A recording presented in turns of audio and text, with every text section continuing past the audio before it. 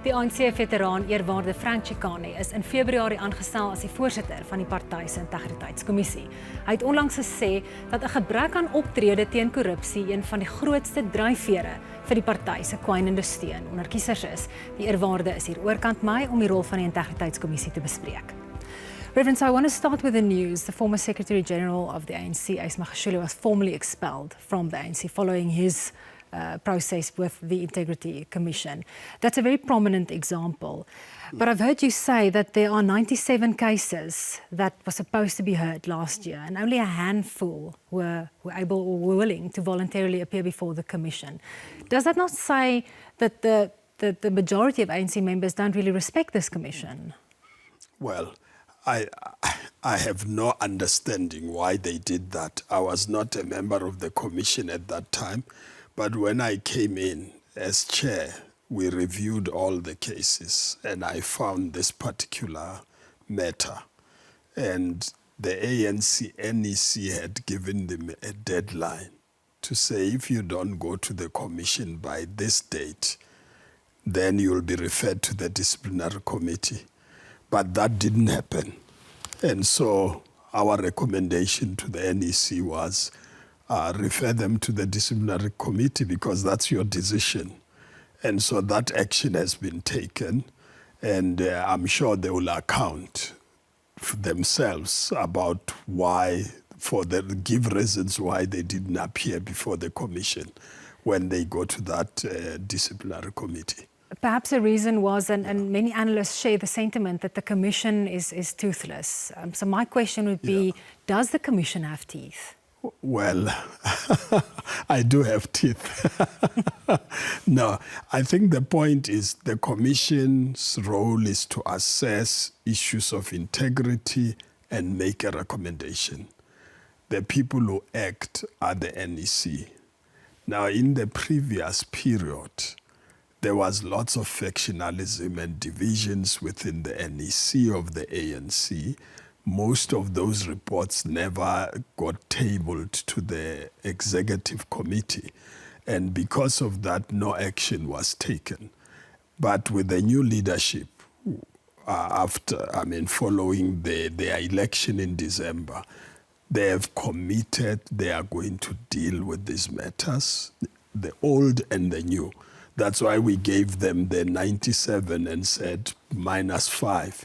They have not come here, so they need to actually be acted upon the way in which the NEC had decided. And they have done that. And I think it's a good indication of the commitment for them to act. And they promised us that they will act instantly when they get reports from the Commission. Well, you talk about the December policy conference. Just one example, Minister Gwede Mantashe was again elected to a top 6 position. He's mentioned in the final Zondo Commission of having gotten some kind of benefit from Bosasa. So, I mean, it would also not illustrate that the majority of the delegates who went to conference, that they perhaps also don't view the Commission as being necessary or having any teeth. No, I don't want to discuss specific individual cases because it would be wrong for me if they appear before me and I make comments about them. But I think you need to remember that there are those who said they were going to take the Commission for review. And he's one of those who said so. Our task is to deal with them when they come, these issues when they come to the Commission. How exactly does that happen? Just explain to us, how does a case appear before you as the Commission, as the Commission chair? Either the NEC refers, which is what they did with the 97, or the Commission can call somebody when they feel that whatever that person is doing, it's unethical and it's impacting on their image of the party. We can call them to come and hear them. So those are the 2 ways in which it gets done. And from my reading of the history, that's what has actually happened. So what would you say then going forward, looking at the past, looking at the factionalism? I mean, can you guarantee that factionalism is non-existent today? No, it's not the same as it was before. I think after December, we have met the officials of the organization and discussed these matters with them. They have committed to act accordingly. It's in their own interest. I mean, they know that if they don't act on these matters, there are consequences for them in terms of elections in 2024. So is this just an election strategy? They have to act in their own interest to make sure that the image of the organization is not what it is at the present moment. And I think we've got commitment from them. We're going to be meeting the National Executive Committee soon, in the next meeting, to discuss these issues. We have got a document called, Ethical Framework for Members of the ANC, which was tabled in 2020, but it has not been acted on. We're going to make sure it's acted on. Then the terms of reference provide for the Commission to interact with the leadership, the provincial leadership, the regional and branches, which has not been done before.